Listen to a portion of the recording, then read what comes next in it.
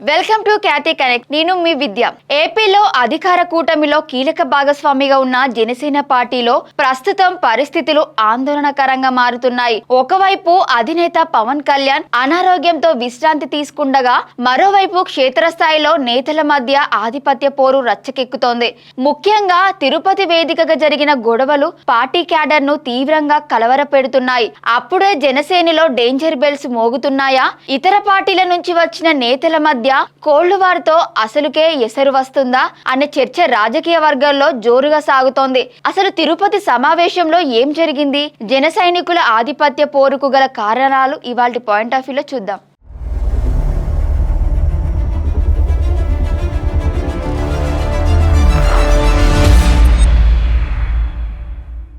జనసేన పార్టీలో danger bells మోగుతున్న Pawan ఎందుకు silent గా ఉన్నారనే ప్రశ్నలు రాజకీయ వర్గాల్లో వినిపిస్తున్నాయి. ఆ పార్టీకి గత ఏడాది నుంచి పెద్దగా కలిసి రావడం లేదని చర్చ సైతం జరుగుతున్నా మౌనంగానే ఉంటున్నారు. ఎందుకంటే నిత్యం ఏదో ఒక గొడవ లేదా వివాదాలు ఆ పార్టీని కొద్ది రోజులుగా వెంటాడుతూనే ఉన్నాయి. ఒకరు పోతే మరొకరు పార్టీని ప్రజల్లో చీప్ చేస్తున్నారని జన సైనికులు ఆవేదన వ్యక్తం చేస్తున్నారు. జనసేనానికి ఏమో ఆరోగ్యం బాలేదు. ఇటీవల ఆయనకు సర్జరీ అయింది. ప్రభుత్వ కార్యక్రమాలకు సైతం పవన్ కళ్యాణ్ పెద్దగా హాజరు కావడం లేదు. ప్రస్తుతం ఆయన విశ్రాంతిలో ఉన్నట్టు పార్టీ నేతలు చెబుతున్నారు. నాయకుడికి ఆరోగ్యం బాలేని సమయంలో జనసేనలో కుమ్ములాటలు ఒక్కసారిగా బయటపడ్డాయి. ఇటీవల తిరుపతిలో నిర్వహించిన జనసేన సమావేశం కాస్త ఆ పార్టీ నేతల మధ్య తీవ్ర వివాదానికి దారితీసింది. పార్టీ బలోపేతానికి గాను అధినేత పవన్ కళ్యాణ్ రాష్ట్ర వ్యాప్తంగా పార్టీ సమావేశాలు నిర్వహించాలని ఆదేశాలు జారీ చేశారు. ఈ క్రమంలోనే జనసేన జిల్లా నేతలు తిరుపతిలో సమావేశం నిర్వహించారు.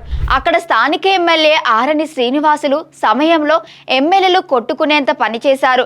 అందుకు కారణం అక్కడ మాజీ మంత్రి బాలినేని శ్రీనివాసరెడ్డి ఉండటమే అని తెలుస్తోంది.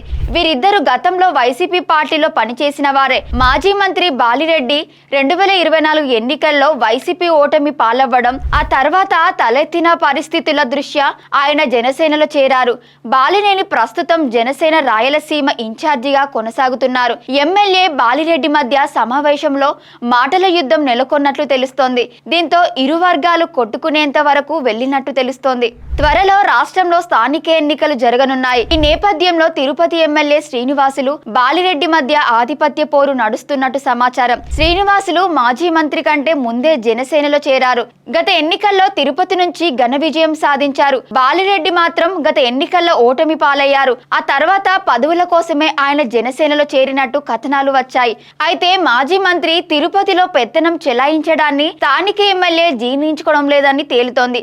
దీనికి తోడు కూటమి సర్కార్లో తమ గోడును ఎవరు పట్టించుకోవడం లేదని కింది స్థాయి క్యాడర్ సైతం ఆవేదన వ్యక్తం చేస్తున్నట్టు తెలిసింది.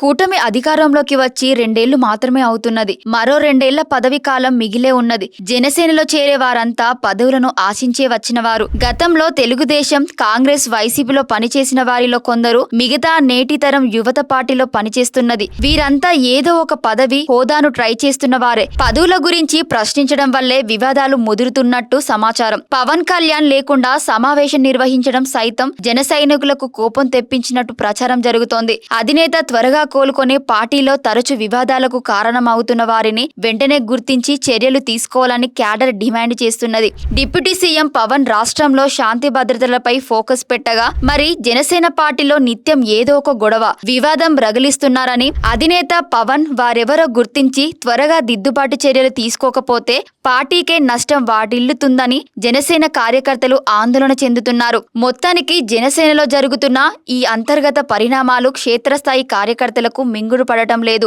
పార్టీ కోసం రక్తం దారపోసిన తమను కాదని పదవుల కోసం వలస వచ్చిన నేతలు పెత్తనం చెలాయించడమే కాకుండా ఇలా వీధికెక్కి గొడవ పడటం పార్టీ ప్రతిష్టను దెబ్బతీస్తుందని జన సైనికులు ఆవేదన వ్యక్తం చేస్తున్నారు. పవన్ కళ్యాణ్ గారు త్వరగా కోలుకొని పార్టీపై పట్టు సాధించి ఇలాంటి వివాదాలకు కారణమైన వారిపై కఠిన చర్యలు తీసుకోకపోతే రాబోయే స్థానిక సంస్థల ఎన్నికల్లో పార్టీ భారీ మూల్యం చెల్లించుకోవాల్సి వస్తుందని రాజకీయ విశ్లేషకులు హెచ్చరిస్తున్నారు.